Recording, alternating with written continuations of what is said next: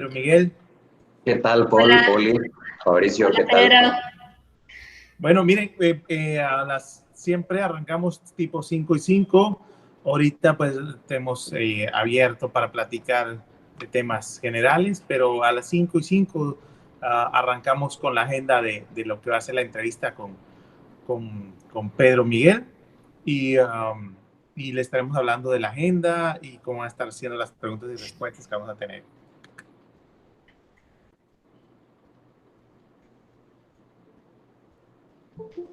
Sí, ya se va sumando gente.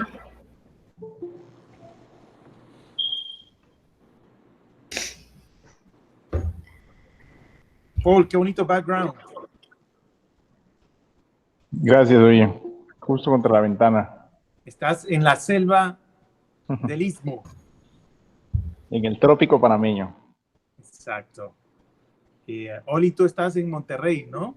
Sí, yo estoy desde Monterrey. Y Pedro Miguel desde Santa Cruz. Así es. Desde la hermosa ciudad de Santa Cruz. Oye, creo que es de los países donde operamos que no he ido, no me ha tocado.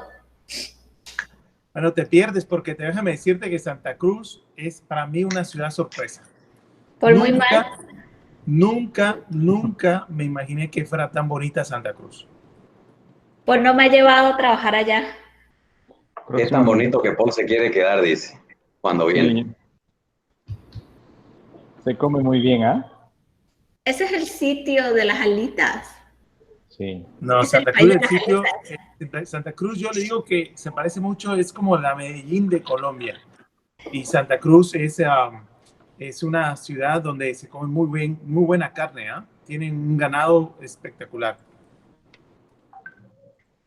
La verdad que sí. Los cabañeros acá han hecho un gran trabajo con la genética de la carne en Bolivia, así que se come muy buena carne de res acá.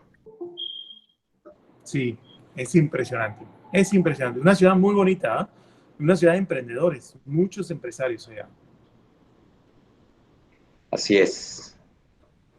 Se puede decir que Santa Cruz es como Monterrey para México. Monterrey también es una ciudad industrial de mucho emprendimiento y Santa Cruz es el motor de la industria boliviana, ¿cierto, Pedro Miguel? Sí, tal cual. Santa Cruz aporta 7 de cada 10 de los alimentos que se producen en Bolivia, ¿no? Entonces, realmente Santa Cruz es una de las ciudades que puede decirse que alimenta toda Bolivia, ¿no? Además de eso, contribuye en gran medida con casi el 40% del PIB del país.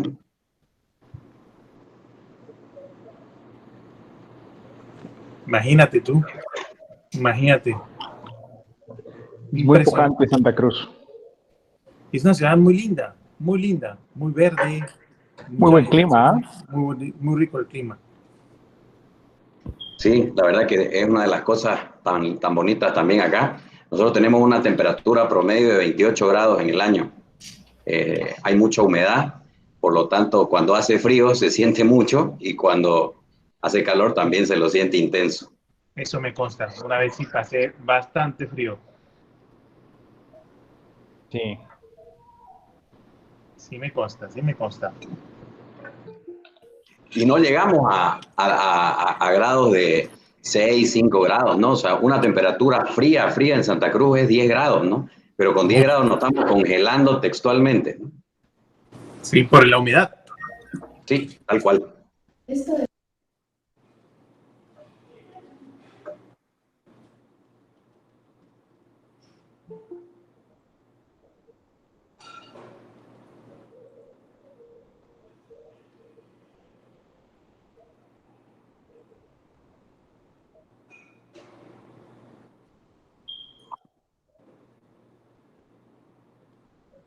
Buenas tardes. Hola, buenas tardes.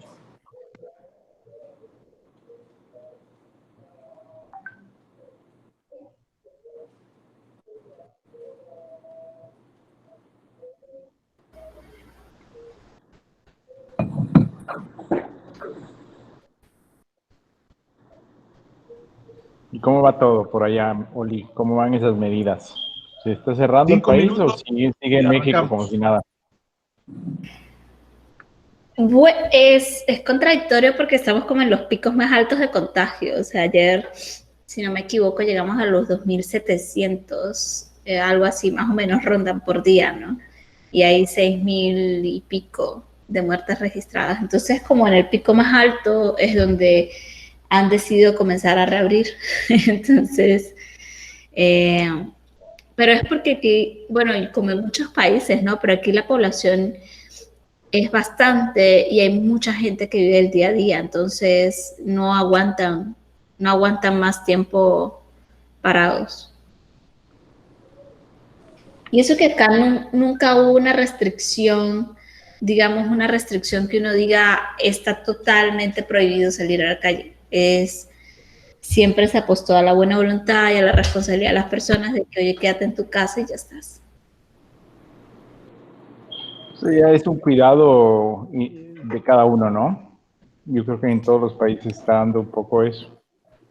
Al final va a terminar siendo así, ¿no? Muchos de los países latinoamericanos tenemos población que vive literalmente el día a día y para ellos es muy difícil mantenerse en casa sin generar recursos, ¿no? Con lo que pueda mantener a la familia. Entonces, cada vez se hace una cuesta arriba a la cuarentena, sobre todo en los países que han tenido una cuarentena muy estricta, como el caso de Bolivia, ¿no?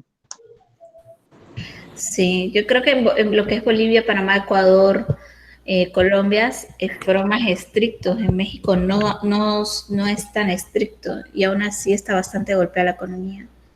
Y fíjate que ahí ya luego empiezan muchos comentarios de que, bueno, qué tanto, o sea, que no van a morir de coronavirus, pero ¿sabes cuánta gente va a entrar en pobreza y va a morir de hambre, etcétera, etcétera? Entonces, porque la verdad es que hay mucha gente que se quedó sin empleo, o sea, más de 500.000 empleos que desaparecieron, o sea, que los cargos, fíjate que, y es de las cosas que surgen en esta crisis, es que al final las estructuras de las empresas se dieron cuenta de que no necesitaban tanta gente, o habían cargos que estaban de más, o habían cargos que podían funcionar.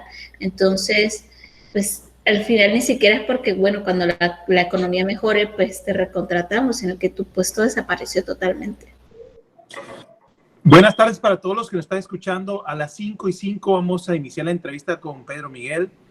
Estamos esperando 2 minutos más para que termine de entrar todos los que van a participar de esta entrevista. Y ahí vamos a arrancar con la agenda que hemos estipulado, siempre presentando al invitado, las reglas de la entrevista, las preguntas y el cierre. Aproximadamente vamos a estar entre 1 hora, 1 hora y 20. Es lo que va a durar esta entrevista con todos. Entonces tengan paciencia los que están conectándose. Estamos esperando simplemente que se dé las 5:05 para arrancar.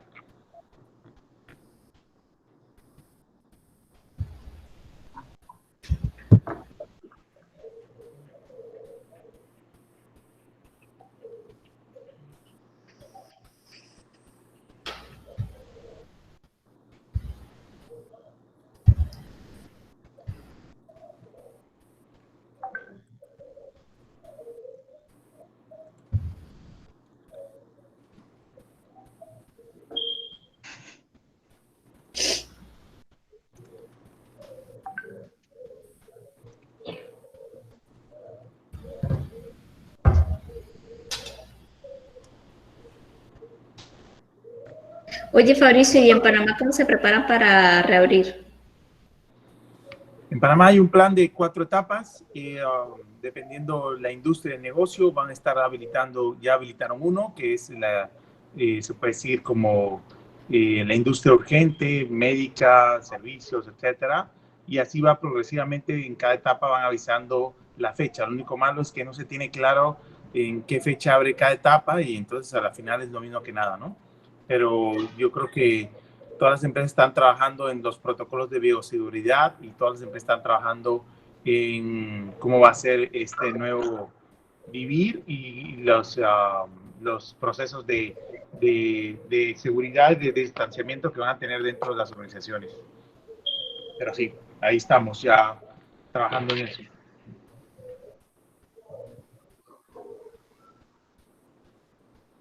Bueno, son las 5:05. No sé si listos para comenzar. Para los que Perfecto. no me conocen, mi nombre es Fabricio Guerrero, soy parte del Grupo Valor y en esta entrevista me va a estar acompañando Oli Soto desde Monterrey, quien nos va a ayudar con las reglas de la entrevista y algunas preguntas, y Paul Guerrero, que es nuestro socio de la región andina, también socio del Grupo Valor. Estaremos entrevistando a Pedro Miguel Cruz, quien es gerente general de Crucimex, una empresa de distribución de alimentos en Santa Cruz, Bolivia, en todo el país boliviano. Y en pocos segundos procederé a avisar o a contar un poco de la hoja de vida de Pedro Miguel y por qué es interesante escucharlo. Si todos están listos y me dan el go, arrancamos. Sí, arranquemos. Bueno, Pedro Miguel, bienvenido. Muchas gracias por estar con nosotros. De verdad es para nosotros un honor tenerte acá. Pedro Miguel es un amigo, un empresario con el que hemos trabajado. Yo lo admiro mucho a él y a su familia. Es un grupo de 3 hermanos que conforman Crucimex y se distribuyen las funciones de una forma extraordinaria. Tienen un gobierno corporativo y familiar impresionante. Pedro Miguel tiene una licenciatura en Administración de Empresas con mención en Recursos Humanos y Finanzas en la Universidad Privada de Santa Cruz. También hizo una maestría en Marketing Estratégico en la Escuela Internacional de Alta Gestión. También llevó el programa ejecutivo de gerencia de ventas en la Escuela Internacional de Alta Gestión. Pero lo más importante, Pedro, es la experiencia que tiene. Él trabaja en Crucimex, que es un legado familiar de su padre, es la segunda generación. Él participó como jefe de marketing, gerente comercial, gerente de operaciones, gerente comercial, gerente general. Es decir, manejó todos los cargos estratégicos de Crucimex, que es una distribuidora de alimentos. Entre esos tenemos todo lo que es la rama de productos Frito-Lay. Pedro, bienvenido. Muchas gracias por estar con nosotros y por compartir los conocimientos que tú has aplicado en esta situación que estamos viviendo los diferentes empresarios a raíz del COVID-19. Gracias a ustedes por la oportunidad de poder conversar y poder transmitir un poco de lo que podemos conocer o aplicar. Gracias por la oportunidad de conversar, como te decía, y bueno, listos para empezar, ¿no? También quiero agradecer y saludar a todos los empresarios que están conectados.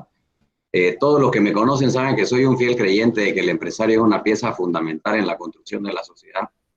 El empresario genera empleo, invierte su patrimonio, brinda a través de su empresa soluciones a la sociedad y al mercado, todo lo que demandan. Y lastimosamente a veces se lo cataloga de muchas cosas que no necesariamente son realidad, ¿no? Bien lo decía Winston Churchill, muchos ven al empresario como el lobo que hay que abatir, otros lo ven como la vaca que hay que ordeñar, pero son muy pocos los que lo miran como el caballo que tira el carro, ¿no? Entonces, aquí para apoyarnos entre todos, listo, empecemos la entrevista. Gracias. Gracias a ti, Pedro, por darnos el espacio, por recibirnos y, bueno, por brindarnos la oportunidad de poder conversar contigo.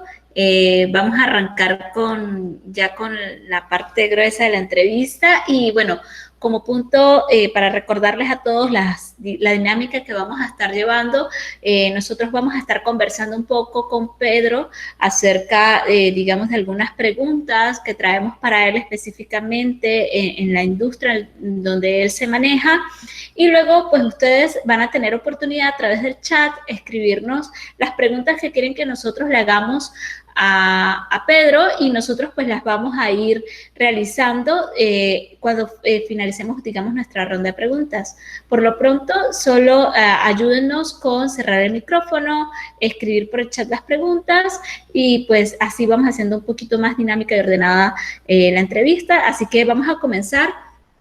Y bueno, Pedro, mi primera pregunta hacia ti, evidentemente, pues está un poco relacionada con respecto a todo este tema del COVID-19, de todas las medidas que se tuvieron que tomar. Y mi pregunta hacia ti va muy relacionada a nivel operativo. ¿Qué tan difícil fue para ti tomar todas estas medidas? ¿Cuáles fueron las medidas más complejas?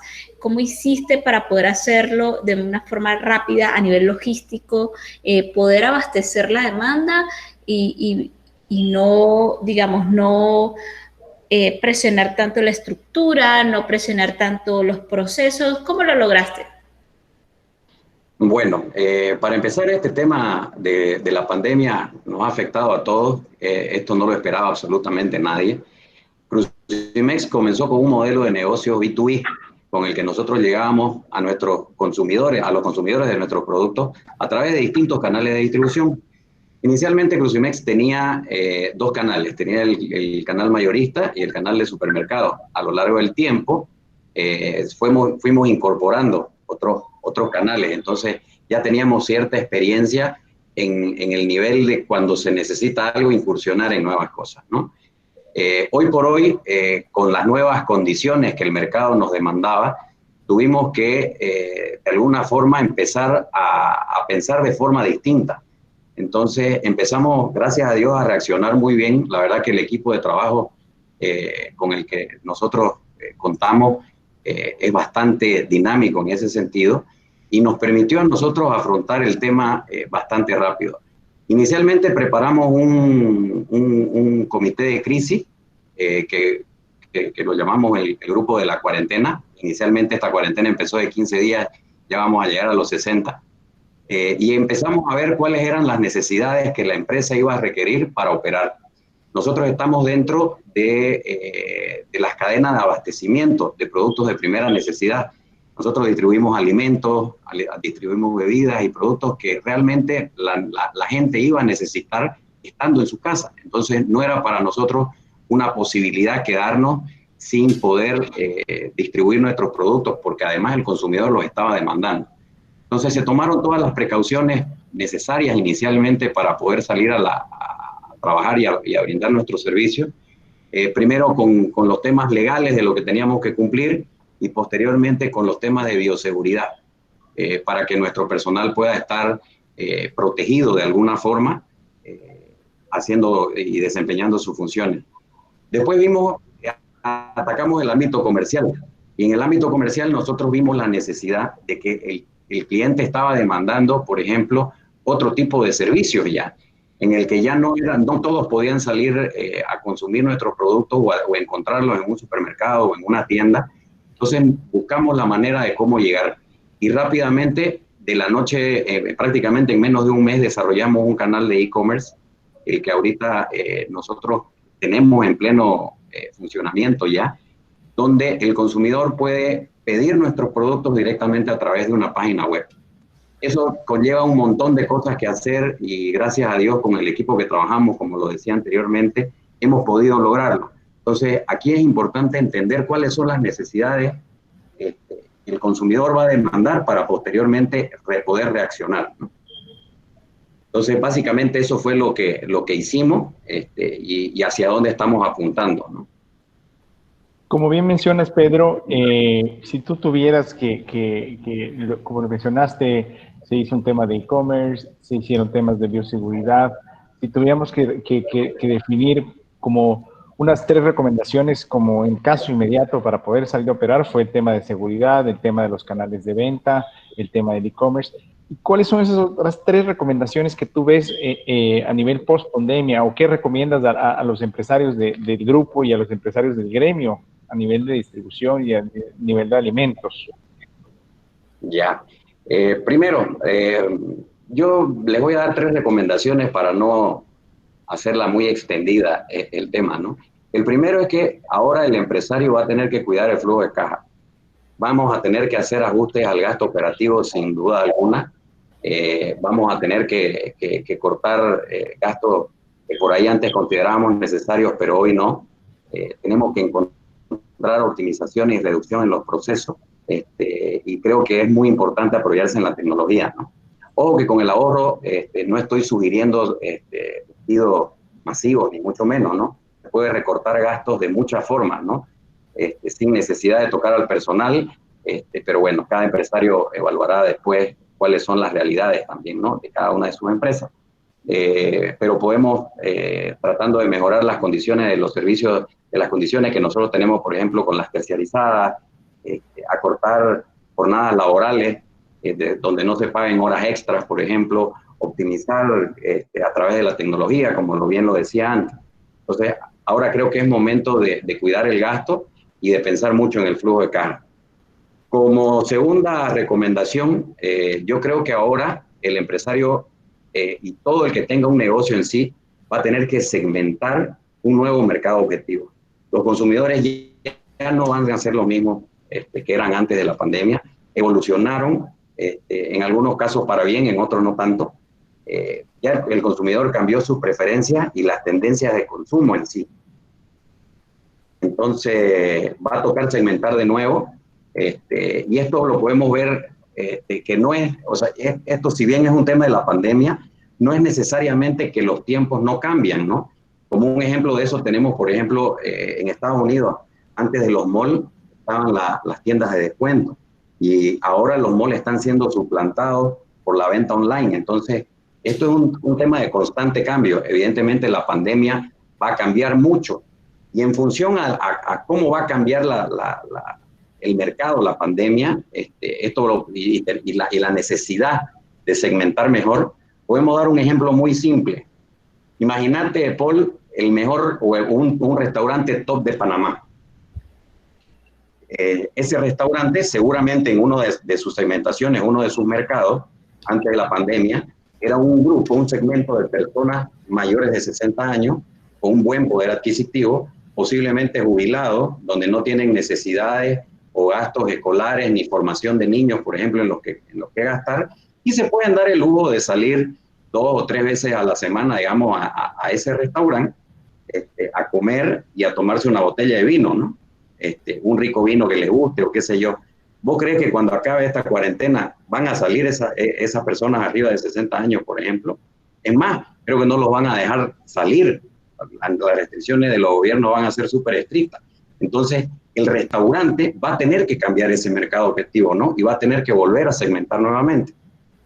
Y como tercera recomendación, creo que el empresario tiene que pensar en sus colaboradores e incentivarlos de otra forma. Y esto no post pandemia, sino más bien por una realidad en la que estamos viviendo. Ahora, la mayoría de nuestros trabajadores o de las personas que ocupan en sí, digamos, la mayor cantidad de fuente laboral son millennials. Y estas personas, en realidad, este grupo de nuevos trabajadores tienen tendencias y incentivos distintos, los incentivan de formas diferentes. O sea, ellos, si bien necesitan una motivación económica, hay que incentivarlos a través de otras cosas, ¿no? Entonces, con esto es importante pensar en las necesidades que ellos entienden, y es por esto que nosotros tenemos que solidificar a nuestro personal, ¿no? Con esto, por ejemplo, no quiero decir que no prioricemos rentabilidad. Como empresarios pensamos y buscamos justamente la rentabilidad, pero sin un recurso humano comprometido y bien incentivado va a ser muy difícil alcanzar esa rentabilidad. Es cierto, eso que mencionas, Pedro. Yo creo que de los retos, hay muchos retos después de esta pandemia, ¿no? Después de temas de cómo llegarle al cliente, de cómo, digamos, hacer más eficiente los gastos de tu empresa para no caer en temas de quiebres por no tener rentabilidad. Yo siento que uno de los retos que también vamos a tener es el tema del cambio cultural, tanto de nuestras estructuras de nuestra empresa como también hacia el cliente, ¿no? Y yo creo que el modelo de negocio Crucimex cambió. Hablábamos de un modelo de puerta a puerta, donde tú estabas en contacto directamente con ciertos mercados, que ahora lo cambiaste totalmente y dijiste, me voy al e-commerce. Y eso es un cambio cultural incluso para tu equipo de trabajo, ¿no? De cómo atender a este cliente que ya no es el distribuidor o el de tal, sino ya es el cliente consumidor del producto, y cómo hacemos para adaptarnos a este cambio, ¿no? ¿Cómo lo has manejado? Sí, evidentemente es un cambio cultural en todo sentido, ¿no? Nosotros, como les decía antes, ¿no? Esto implica un montón de cosas y un montón de cambios, desde cómo preparar la mercadería en el almacén hasta cómo la entregas, ¿no? Entonces, el picking es distinto, los cálculos de costos de distribución son distintos, entonces creo que a medida que vas reaccionando y vas aprendiendo, esto lo podés hacer, ¿no? Las cosas hay que ir paso a paso. Por ejemplo, nosotros siempre tratamos de hacer las cosas y tratamos de hacer las cosas rápidas. Todos los colaboradores de Crucimex saben que nosotros lo que buscamos es que las cosas se hagan rápido y se hagan bien, y obviamente de la manera más eficiente, ¿no? Yo creo que la mejor forma y la forma más eficiente de hacer las cosas es ir paso a paso. Tenemos muchos ejemplos, por ejemplo, que el tema de e-commerce no funcionó porque pasaron también, tuvieron cambios muy complejos de la noche a la mañana. Yo creo que este tema del e-commerce tiene que ser un paso a paso y tenés que ir evolucionando. No sé, primero podés probar con cierto segmento o cierto portafolio y después vas avanzando, ¿no? Creo que eso se va a ajustar a todas las necesidades del mercado. Pero también eso va a depender mucho del mercado, del negocio que vos estés manejando. Para nosotros fue más fácil porque obviamente los consumidores estaban demandando nuestros productos y a través de los diferentes canales de comunicación que la empresa tenía, ya sea redes sociales, teléfono o los mismos vendedores que nosotros teníamos feedback, nos demandaban los productos y los clientes los demandaban. Pero vámonos a un ejemplo por decir un asesor inmobiliario. En el tema del asesor inmobiliario, si bien con el tema, digamos, de la herramienta a través de la digitalización de los negocios, por supuesto que le sirve para ir avanzando en este sentido, de ir mostrando cosas de los inmuebles que puede gustarle a un cliente, pero todavía yo no conozco mucha gente que se siente con la familia a ver una pantalla, una foto y determine y decida si va a comprar esa casa o no. Todavía va a necesitar del trato humano, digamos, ¿no? O del vendedor así. Creo que esta realidad, digamos, va a depender mucho del negocio que le toque vivir a cada uno de los empresarios. Sí, es cierto. Pedro, cuéntanos un poquito. Hay gente que nos está preguntando, bueno, Crucimex, ¿qué es Crucimex? Crucimex, yo ya lo comenté, es una empresa distribuidora de alimentos que está en Santa Cruz de Bolivia, pero platícanos un poquito la historia de la empresa, a qué se dedica, cuál es, ya hablamos, ya nos platicaste los mercados, cómo ha ido cambiando y cómo te adaptaste a ellos, pero háblanos un poquito para conocer en términos generales tu compañía. Perfecto. Bueno, Crucimex, como les comentaba en un inicio, comenzó con un modelo de B2B con 2 canales. Después de eso fuimos evolucionando. Ahorita manejamos más de 7 canales distintos de venta. Nosotros importamos y distribuimos productos de consumo masivo. Actualmente Crucimex es la segunda empresa a nivel nacional con mayor cobertura de puntos de venta a través de una atención propia y una fuerza de venta y de distribución propia, en el cual llegamos a casi 30,000 puntos de venta a nivel nacional. A nivel nacional me refiero al eje troncal de Bolivia, porque nosotros tenemos operación y tenemos oficina en la ciudad de Santa Cruz, en La Paz y en Cochabamba. Sin duda alguna para Crucimex, la representación de multinacionales, de marcas líderes en el mundo y la confianza que hemos generado con nuestros proveedores al ser sus master distributor de alimentos y de bebidas principalmente, nos ayudó a solidificarnos en el mercado, ¿no? Básicamente eso es lo que hacemos. Gracias, Pedro Miguel. Y de la misma mano, cuéntanos, hablaste de que tú fuiste al canal e-commerce. ¿Cuáles son los retos para un empresario de cualquier industria irse a un canal digital? O sea, ¿cuáles son los retos que tú viviste y las principales trabas que tienes, las recomendaciones que les das para poder armar este nuevo canal de venta que muchos lo necesitan en este momento? Y entiendo que lo hiciste en tiempo récord, además. Sí, lo sacamos en menos de un mes. La verdad que fueron muchos retos, ¿no? Primero el tema de encontrar una plataforma adecuada que dé la satisfacción al cliente para que se anime a comprar, ¿no? Porque mucho tiene que ver la tecnología y que la página en la que vos vayas a interactuar sea amigable, ¿no? Entonces, por el tema de programaciones, tenés otro inconveniente. Entonces, son varios temas los que tenés que abordar, ¿no? Pero antes de empezar a pensar en eso, tenés que pensar de cómo lo haces en la casa, ¿no? Cómo ordenás primero tus procesos internos para estar preparado al momento en que salgas al mercado. Porque sería terrible que vos te salgas con una aplicación y toda la estructura que viene atrás, después de antes de ese pedido que te hizo el cliente, no estés preparado, ¿no? Entonces, hay retos, por ejemplo, en logística, hay retos en almacén, hay retos en digitalización de las cosas. La verdad que mucho hace que el equipo entienda bien cuáles son las prioridades que nosotros tenemos como operación al momento de hacerlo, y que el equipo esté súper comprometido con el tema, y por supuesto que estén las cosas claras de qué se quiere, y empezar a avanzar por pasos, ¿no? En la construcción, por ejemplo, del e-commerce, como les comentaba, te puedes topar con un montón de problemas, ¿no? Creo que lo puntual sí es que toda aplicación tiene que ser amigable con el usuario, porque si termina no siendo amigable con el usuario, ahora el consumidor digital es mucho más estricto y te puede castigar con no comprarte o con abandonarte el carro, y que toda la inversión que vos hiciste al final termine hecha sin retorno, ¿no? Básicamente es eso. Pero Miguel, bien como bien mencionabas el tema del consumidor, del usuario, ¿cómo lo ves a mediano y a largo plazo? ¿Cómo ves la recuperación de la confianza en el usuario, en el mercado, en estos nuevos hábitos de compra que están adquiriendo a través del Internet? Pero sin embargo, todos queremos medio volver a la normalidad, ¿no? Entonces, a nivel de organización entre usuario, la parte de consumidor y tu parte de organización, ¿cómo estás viendo hacia el futuro eso? ¿Cómo ves lo que va a suceder a nivel de Bolivia, a nivel regional? ¿Qué prevés?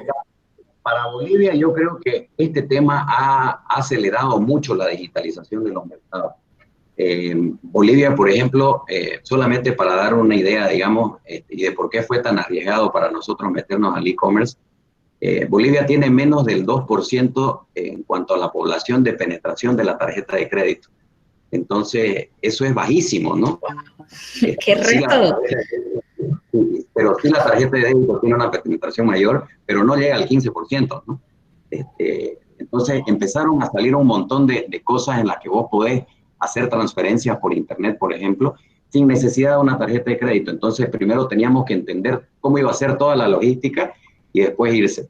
Pero creo que la pregunta de Poli va un poquito más allá, y yo creo que el consumidor, esto obviamente, como te decía, va a acelerar las cosas, y el consumidor va a cambiar, y es más, ya cambió, ¿no? El consumidor cada vez va a buscar experiencias touchless, o sea que va a querer menos contacto de los productos con sus cosas, por ejemplo. Entonces este tipo de cosas necesariamente, o de canales mejor dicho, necesariamente van a ser una oportunidad para las empresas. Ahora, hay que entender bien, sí, también, y como le decía, depende de la segmentación que nosotros hagamos, es que podés tener éxito o no, digamos, con un tema de e-commerce, ¿no? De acuerdo. Oye, Pedro, y mira, en línea a eso que nos comentas, hay una persona que nos está haciendo una pregunta que dice, nosotros somos proveedores de materias primas. Mi pregunta es, ¿cuál es la forma más conveniente y eficiente en que los fabricantes quieren y necesitan tener contacto con sus proveedores? Antes visitábamos las áreas de compra y ahora no podemos. Mira, este tema es bien sensible, ¿no? Porque obviamente este tipo de cosas van a cambiar, ¿no? En ese sentido, creo que las especificaciones cada vez tienen que ser más claras, y va a depender mucho del rubro, ¿no? Como les decía, ¿no? Porque, por ejemplo, un proveedor de materiales de construcción puede ser inclusive a veces más fácil, digamos, ¿no? Pero si estamos hablando de otro tipo de materiales que necesiten ese tipo de cosas, obviamente ahora no van a poder, pero creo que al fin y al cabo hay que encontrar la manera de hacerlo. Quizás extender las especificaciones al máximo para tratar de evitar el contacto, que va a ser una exigencia por parte de los gobiernos, creería yo, y de obviamente tener las medidas de seguridad necesarias al momento del contacto. Ahora, este tema del virus también es bien complejo conversarlo, ¿no? Porque si bien es un virus y ahorita nos ha afectado terriblemente, más creo que la generación mía y la anterior a la mía nunca había visto una cosa por el estilo que haya pasado en el mundo, o sea que esto para todos es nuevo. Entonces creo que es momento de pensar de forma diferente y salirse de la caja para pensar y tratar de darle soluciones de otro tipo, ¿no? Creo que para determinar, digamos, una respuesta específica, digamos, a esto, habría que entender bien cuál sería puntualmente, digamos, el área de trabajo, o mejor dicho, por donde se desenvuelve, digamos, el que estaba haciendo la pregunta. Una consulta, Pedro, porque mencionaste algo importante, el tema logística, los nuevos protocolos, a nivel de costos. ¿Cómo esto está impactando a nivel de costos? Porque, ok, por un lado debemos ahorrar y ser eficientes en temas de estructura, procesos, etcétera, pero luego poder cumplir con todas estas regulaciones que mencionas a nivel de costos es una inversión importante. Entonces, ¿cómo lo están manejando a nivel de distribución? Mira, sin duda alguna eran gastos que nadie tenía pensado, digamos, ¿no? O sea, personalmente yo no me imaginé que en el 2021 iba a tener una cuenta en el balance de contabilidad que se llame barbijos, digamos, ¿no? Entonces es bastante complejo. Pero creo que ahorita, hoy por hoy, evidentemente va a ser un problema porque nadie lo tenía presupuestado esto. Pero de alguna forma hay que pensar en el más allá. Y aquí, por ejemplo, podemos pensar en que para nosotros como empresarios, nosotros tenemos que empezar a nivelar la balanza de este tipo de costos. Entonces, algunas alternativas, por ejemplo, que se dan para nivelar esto, porque si bien te suben algunos costos, otros necesariamente tienen que bajar, porque si no, dejas de tener la rentabilidad necesaria y es más, tenés problemas de todo tipo. Vas a tener otras alternativas. El home office, por ejemplo, es una alternativa interesante, ¿no? En el que vos ya no necesitas espacios físicos, por ejemplo, para cierto personal en tu oficina. Entonces, eso termina beneficiando, obviamente, al empresario, porque ya no necesita la cantidad de metros cuadrados para hacerlo y, obviamente, incurrís en un montón de costos menos, ¿no? Entonces, creo que hay que mirar la figura completa y el panorama completo de lo que se viene en el futuro para el empresario, para poder ver cómo es este mundo, ¿no? Específicamente, en el tema logístico, por supuesto, se encarece. Los costos de transportar la mercadería no son los mismos, y ahí es donde tenés que empezar a buscar eficiencia, ¿no? Pedro Miguel, nos hacen una pregunta desde Guatemala. Dicen, ¿qué tan difícil fue tomar la decisión de crear canales digitales? ¿Fue exitosa la implementación de ese canal? Mira, estamos empezando. Nosotros tenemos poco más de 2 semanas ya con el canal de e-commerce abierto. La verdad que para nosotros no fue difícil tomar la decisión. Nosotros este tema del e-commerce lo teníamos como en el cajón ahí hace como 1 año más o menos. Y no nos animamos porque cuando vos estás en el día a día laboral, aparecen un montón de problemas que tenés que resolver. Entonces, cuando nos abstraemos de esto y ahora la necesidad está en llegar a tu consumidor, naturalmente fue para nosotros la solución, digamos, no digamos la solución, sino un canal que nosotros vimos para empezar a llegar al consumidor, porque además cuando vos estás trabajando en un canal de e-commerce, no solo estás haciendo llegar tu producto al consumidor, estás haciendo marketing al mismo tiempo. Entonces, eso demanda un montón de trabajo por detrás y creo que esto ha fortalecido tanto a Crucimex como a las marcas que manejan Crucimex. Pedro, ¿qué tan más complicado ha sido pues todo el mundo piensa finalmente que todos los que están en la industria de alimentos, supermercados, todos los que venden algún tipo de alimento y han estado habilitados desde el inicio de la crisis, son los empresarios ganadores de este momento, ¿no? O sea, son los que la han tenido fácil y que realmente, pues, todo ha sido bastante sencillo, pues, porque te has mantenido operado.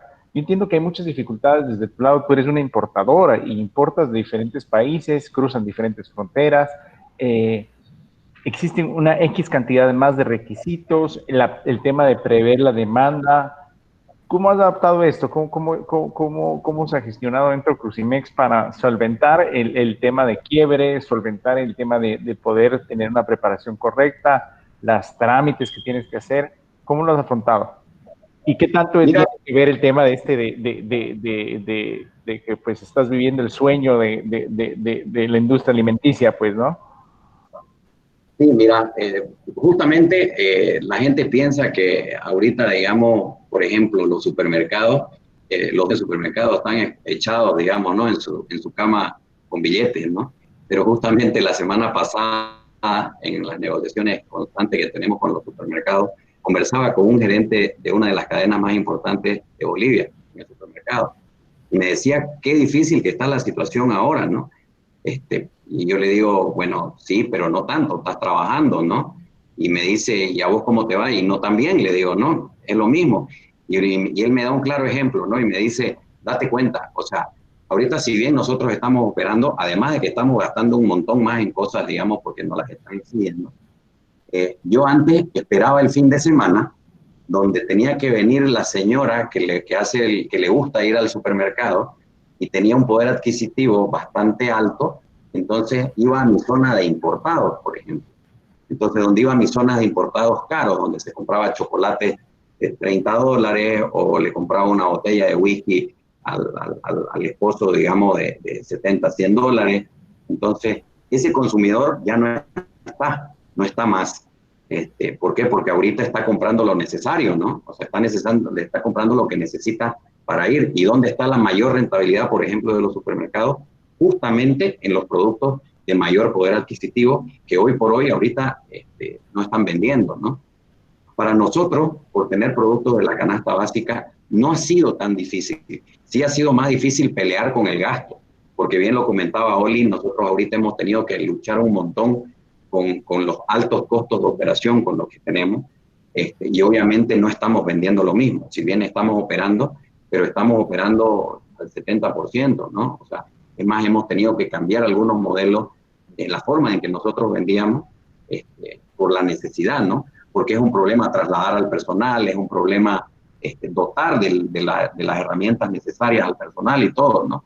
Entonces, la gente, sí, estamos por ahí, la industria de alimentos está trabajando normalmente, pero está trabajando primero para dar una necesidad natural, porque si no, no estaríamos en peores condiciones, y por otra, para operar necesita meter un montón de gastos más, ¿no? Por eso le decía a Oli en mi intervención anterior, en el que creo que el empresario tiene que pensar en un todo, porque estos costos no es que se vayan a bajar en junio, en julio, en agosto o en diciembre, ¿no? Seguramente esto se va a extender un montón de tiempo.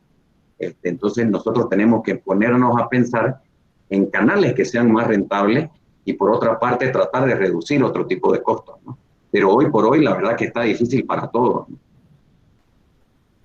Sí, totalmente. Y mira, desde Colombia nos hacen una pregunta que va muy alineada al tema que estabas tocando de los supermercados y dice, ¿cómo crees que la crisis está afectando o beneficiando a los supermercados y empresas de distribución, no solo de Bolivia, sino a nivel Latinoamérica?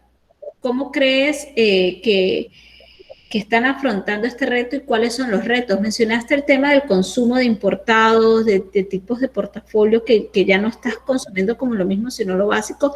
Adicional a esto, ¿qué ves tú? Ya, adicional a esto, creo que la oportunidad, digamos, está en muchos canales. Yo creo que ahorita el que está saliendo ganador, por supuesto, va a ser el mercado de productos de limpieza, sin duda alguna. Ahora estás hasta con la psiquis, digamos, pensando en que lo vas a limpiar y lo vas a volver a limpiar y lo vas a volver a limpiar. Entonces, esto obviamente ha despertado un mayor consumo en esos productos. Y obviamente eso se traslada en toda la cadena, desde quien lo produce hasta quien lo consume, ¿no? Pero más allá de eso, yo creo que para todos está complicado, ¿no? Dentro de la cadena de distribución en Latinoamérica, te aseguro que como para nosotros ha sido difícil, para todos ha sido difícil porque las normas y obviamente la salubridad sí lo exigen. Sí. Pedro, nos están preguntando, Gustavo Arauz. Primero felicita la iniciativa esto de que se lleve a los mercados tradicionales de un siguiente nivel, pero además de eso pregunta, ¿cuál crees que sea el impacto en tus clientes directos? ¿Cómo se está monitoreando esto? Porque finalmente tú eres una distribuidora y tienes clientes intermediarios, ya sean mayoristas o las pequeñas tiendas de barrio que ese es tu cliente principal. A la larga, ahí yo complementaría la pregunta dentro de cuál es el impacto y cómo los has estado atendiendo a esos clientes si es que ya no puedes agarrar y generar ese recorrido, ¿no? Que no, usualmente lo hacías y está restringido por temas de horarios. ¿Cómo has solventado estas dificultades? Ahora, nosotros ahí, por ejemplo, lo que hicimos fue cambiar el modelo de venta. No es que no lo estemos atendiendo, ahora los estamos atendiendo, pero los estamos atendiendo distinto. Entonces hemos cambiado la modalidad de venta y ahora los estamos atendiendo a través de otros canales, ¿no? Los estamos atendiendo a través de un canal de televenta o estamos haciéndole autoventa y eso cambia, por supuesto, en muchos sentidos, digamos, el drop, la oportunidad en la que vos le podés ofrecer nuevos productos, entonces los drops te decrecen. Es un reto realmente, ¿no? Yo creo que esto, la digitalización es el futuro, pero siempre van a haber intermediarios.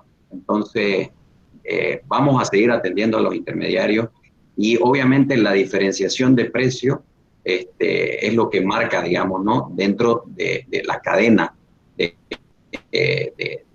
intervienen dentro de la comercialización de productos. Entonces, creo que eso podría contestar un poco a la inquietud que podría tener ciertos canales o ciertos clientes en específico, porque yo esté llegando directamente, no a través de sus canales, ¿no? Entonces, no es lo mismo, digamos, también para mí los costos logísticos de entregar en una sala de supermercado que preparar el producto, separarlo y trasladarlo específicamente a un punto de la ciudad con un drop muy, muy, muy pequeño en comparación a una compra de supermercado. Por ende, los precios también tienden a ser distintos.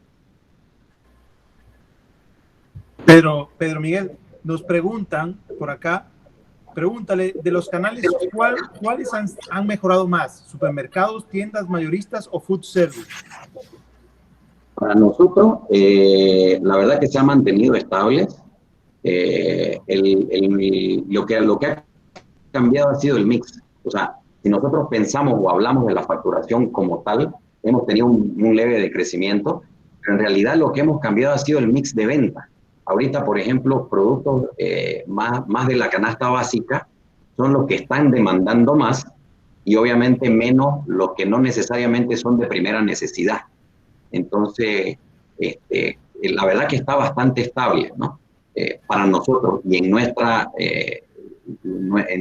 experiencia, ¿no?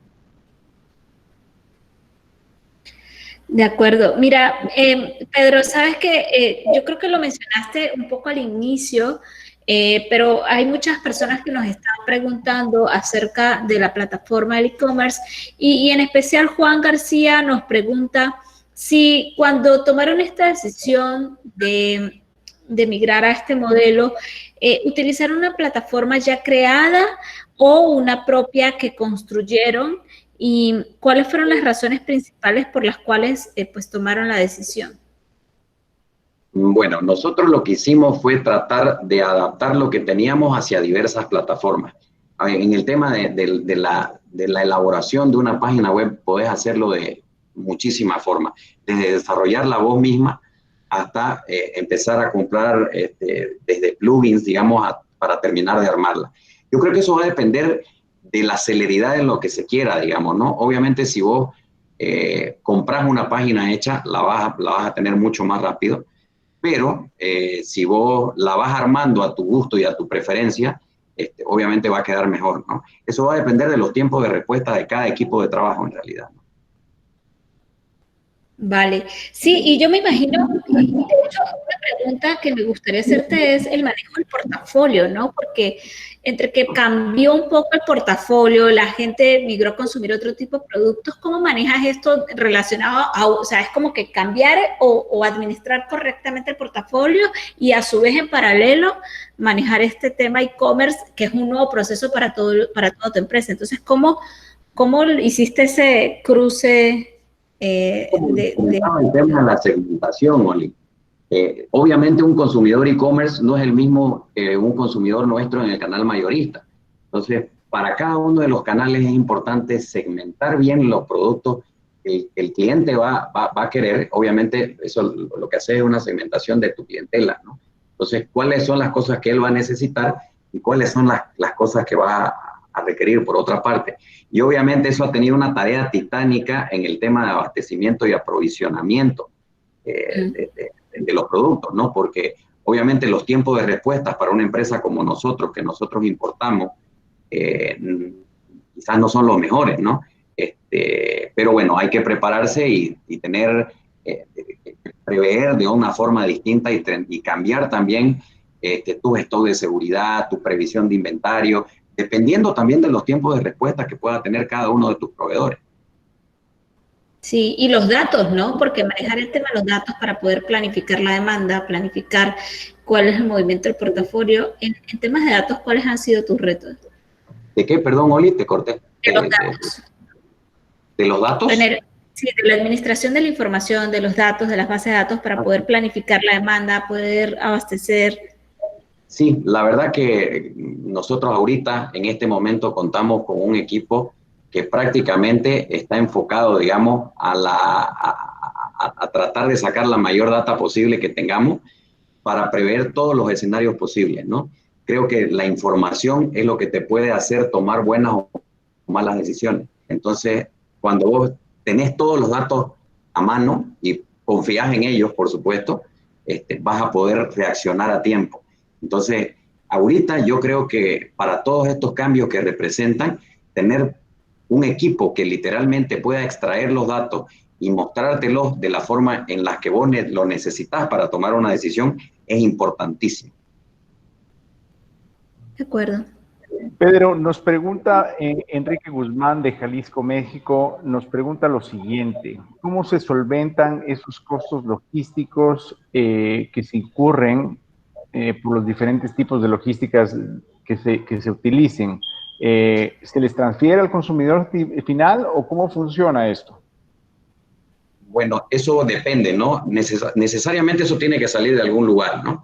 Pero no es que, por ejemplo, todo se castigue a través de un precio al consumidor final. Pero si vos te pones a pensar y te abstraes un poco de a quién va dirigido o quién lo paga, por ejemplo, cuando nosotros tenemos que hacer un door-to-door, nosotros incurrimos, como les decía, en un montón de gastos. Pero nosotros lo que tratamos, por ejemplo, es de que ese producto esté más barato, inclusive, de lo que podría llegar a costar en el punto de venta donde acostumbraba a comprarlo. Y obviamente es más caro de lo que yo le puedo vender al supermercado o al mayorista o a la tienda de barrio.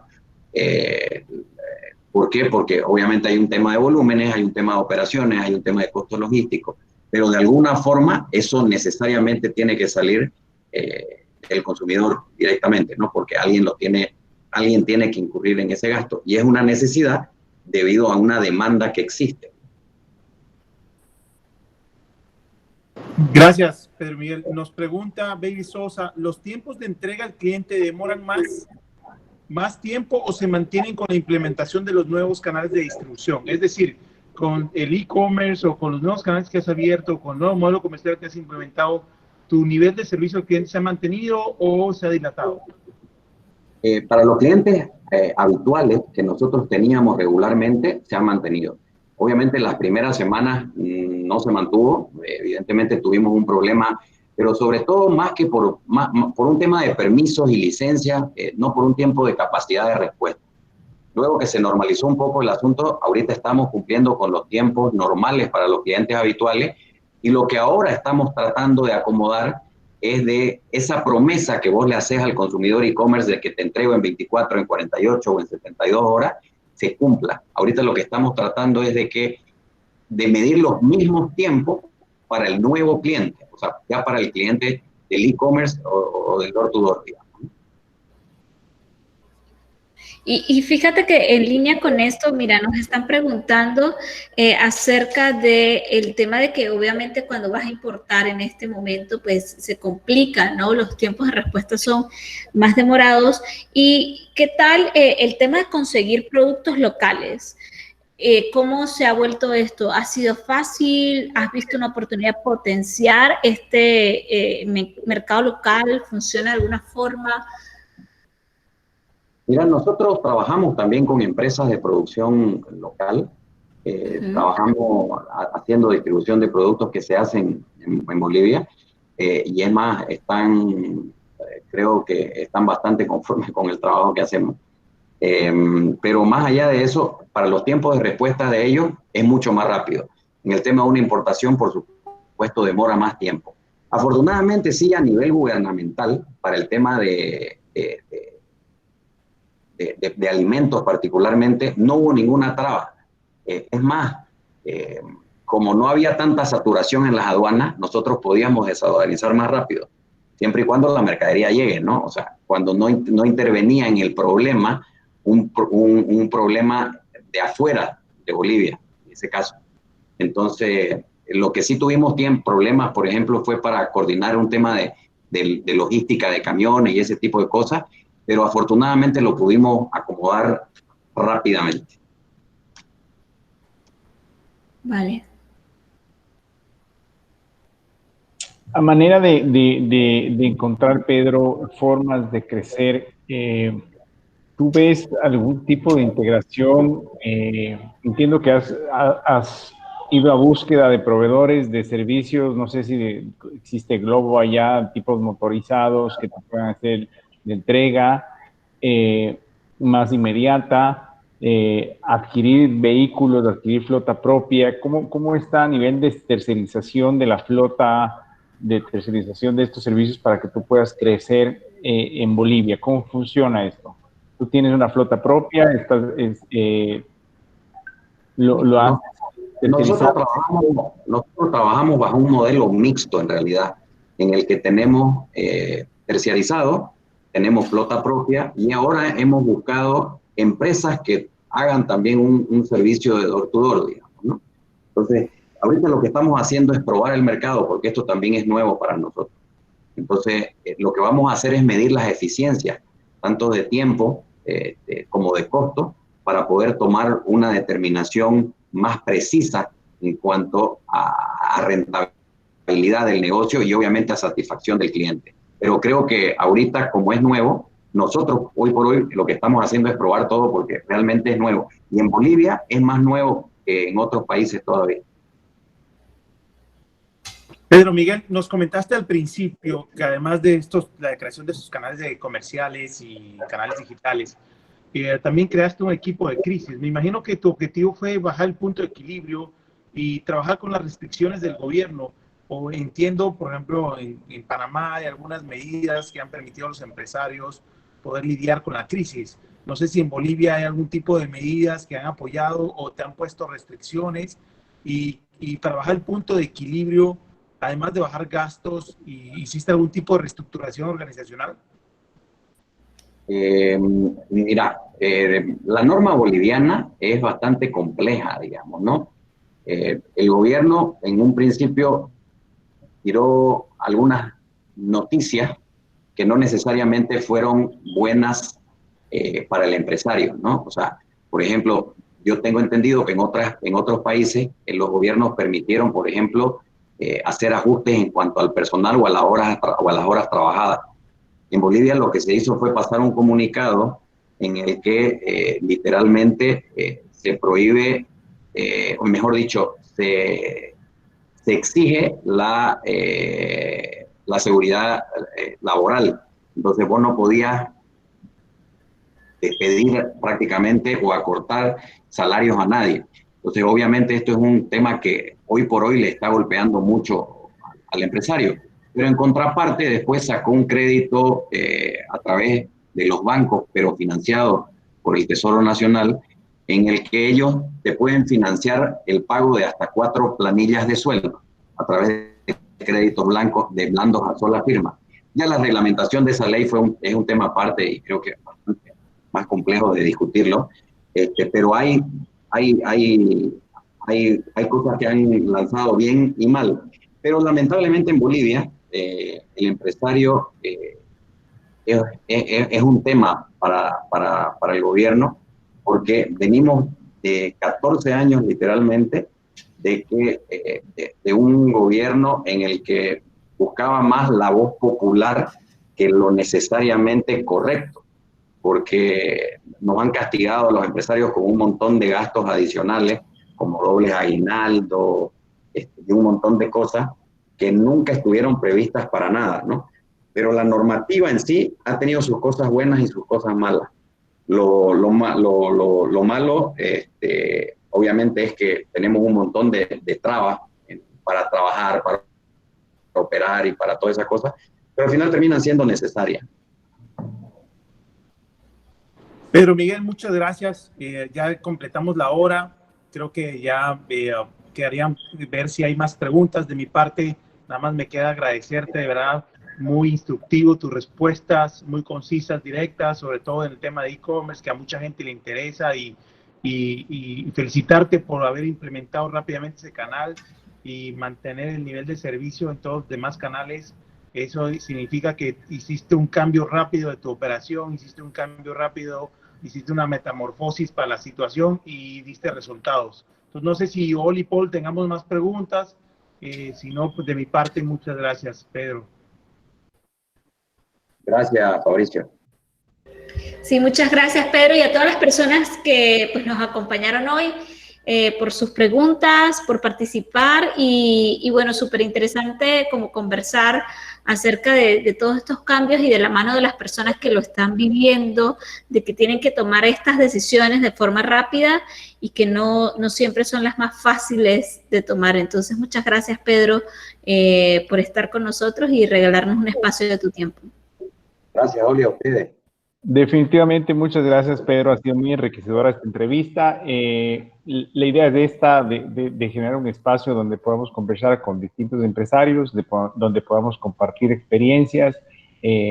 Creo que la forma de enfrentar y de afrontar estos retos le echan combustible a que otros empresarios se sumen y busquen la forma de pensar y actuar distinto y podamos reaccionar, porque hay mucha gente que habrá estado choqueada por el tema de la pandemia, mucha gente se le está pasando y te agradecemos mucho por compartir las iniciativas que has hecho, compartir nuestras experiencias y pues el ánimo en definitiva que le metes a las cosas que haces. Pedro Miguel y todos los demás que participaron, les recordamos que esta entrevista va a estar en nuestro canal de YouTube de Grupo Valor, y le estaremos enviando también el vínculo para todas las personas que se registraron. Muchas gracias, Pedro Miguel. Gracias. Gracias a todos por acompañarnos. Chao. Gracias nuevamente. Un abrazo. Un fuerte abrazo a todos.